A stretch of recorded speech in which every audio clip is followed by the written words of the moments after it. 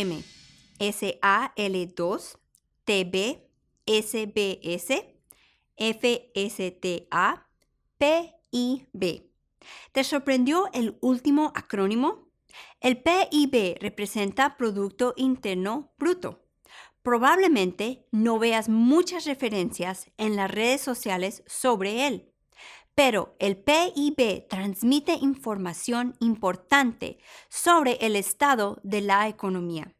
Los economistas usan el PIB como una medida para describir la evolución de la economía en el tiempo. Los economistas usan esta medida para determinar el tamaño de la economía en cada instante y el crecimiento de la economía a lo largo del tiempo. El PIB mide el valor total de mercado de todos los bienes y servicios finales producidos en la economía en un año determinado. Los bienes son artículos o objetos tangibles como electrodomésticos, automóviles y ropa. Los servicios están ligados a acciones o cosas que la gente hace por nosotros, como cortes de cabello, reparaciones de automóviles y servicios al cliente. Miremos a las 3 frases utilizadas para definir el PIB. La primera frase es valor total de mercado. El valor de un bien o servicio está determinado por el precio pagado por ese artículo en el mercado. Cuando se multiplican estos precios con las respectivas cantidades asociadas, se obtiene el valor total del PIB. La segunda frase es bienes y servicios finales. El uso de final en esta frase se refiere a bienes y servicios vendidos a un usuario final. Miremoslo de esta manera. Por ejemplo, las llantas que se venden a una empresa que produce automóviles y las llantas ya instaladas en un auto nuevo no se cuentan en el PIB. ¿Por qué? Porque las llantas no son un bien final. Las llantas son un bien intermedio, un bien utilizado en la producción de bienes y servicios finales. El valor de las llantas se reflejará en el precio total del automóvil cuando se venda al usuario final. Sin embargo, cuando el usuario final compra llantas nuevas para reemplazar las llantas desgastadas del automóvil, este valor se cuenta en el PIB. Esas llantas son un bien final porque se vendieron al usuario final. La tercera y última frase es producido dentro de una economía. Solo los bienes y servicios producidos dentro de las fronteras de un país cuentan en el PIB de esa nación. Entonces, para ser contados en el PIB de los Estados Unidos, algo debe ser producido dentro de las fronteras de los Estados Unidos. El PIB no toma en consideración la propiedad nacional del negocio que produce el bien o servicio. Entonces, un automóvil producido en Kentucky cuenta como el PIB de los Estados Unidos, incluso si es producido por una empresa extranjera. Pero un automóvil producido en México no cuenta como PIB de los Estados Unidos, incluso si es producido por una empresa estadounidense. Entonces, el PIB mide el tamaño de la economía. El valor total de mercado incluye de todos los bienes y servicios finales producidos dentro de una economía en un año determinado. El PIB se encuentra entre los datos económicos más importantes y ampliamente reportados.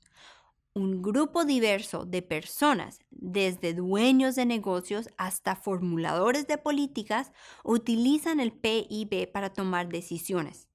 Los economistas utilizan los precios reales de mercado para calcular el valor del PIB.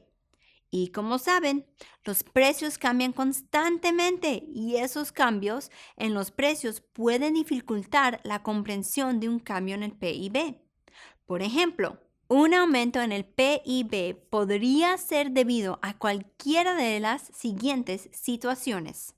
A. El país ha producido más bienes y servicios. B. El país ha producido la misma cantidad de bienes y servicios, pero los precios de esos bienes y servicios han aumentado. C. O una combinación de las dos opciones anteriores. Es decir, el país tiene una combinación de más bienes y servicios producidos y precios más altos. El PIB puede medirse de dos maneras distintas. La primera, mide el PIB utilizando los precios corrientes a día de hoy y se llama PIB nominal. La segunda corrige por la variación de los precios y de esta forma se calcula el aumento o disminución real sobre el tiempo del nivel de bienes y servicios finales producidos. Esta medida ajustada se llama PIB real. Por lo tanto, el PIB real se ajusta al PIB según la inflación y refleja con mayor precisión el aumento o disminución real de la producción, es decir, la producción de bienes y servicios. Los economistas miden el crecimiento económico comparando el PIB real a lo largo del tiempo. El crecimiento económico generalmente se presenta como una variación porcentual de un periodo con el anterior. Y como ya hemos aprendido, es importante ajustar el PIB a la inflación. Por ejemplo, podría ser útil saber que el PIB nominal en el tercer trimestre del 2013 fue de $16.9 billones. Pero probablemente sea más significativo saber que el PIB real aumentó o la economía creció una tasa anual de 4.1% en el tercer trimestre de 2013.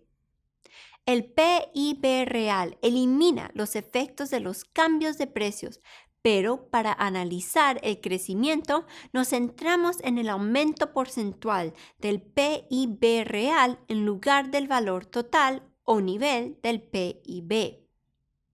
Para poner el 4.1% en contexto, se toma una consideración que el PIB ha crecido a una tasa anual promedio del 3.3% desde 1950. Recuerde, sin embargo, que el 3.3% es un promedio tomado durante un largo periodo de tiempo. El PIB tiene una tendencia a presentar fluctuaciones trimestrales. Una regla general es que los trimestres consecutivos de disminución del PIB real constituyen una recesión.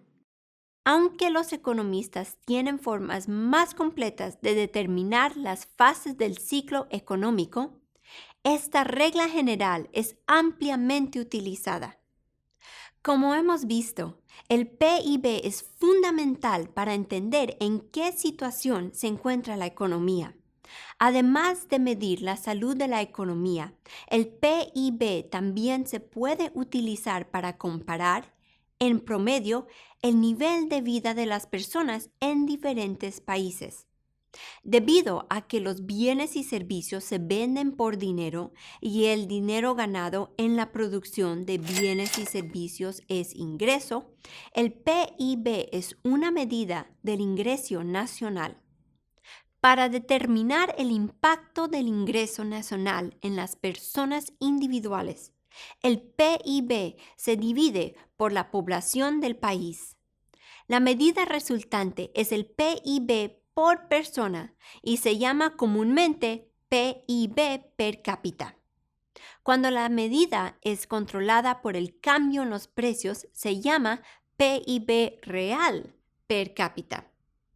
Por ejemplo, considere dos países, Alfa y Omega, con un PIB real comparable, digamos $200 mil millones cada uno.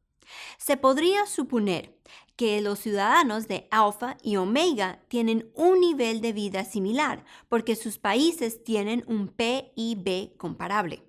Pero, ¿qué pasa si Alfa tiene una población de 200 millones de personas y Omega tiene una población de 5 millones de personas? Debido a que el PIB de Alfa se divide entre una población mucho más grande, la participación de cada persona es mucho menor. En este caso, el PIB per cápita de Alfa es de $1,000, mientras que el de Omega es de $40,000.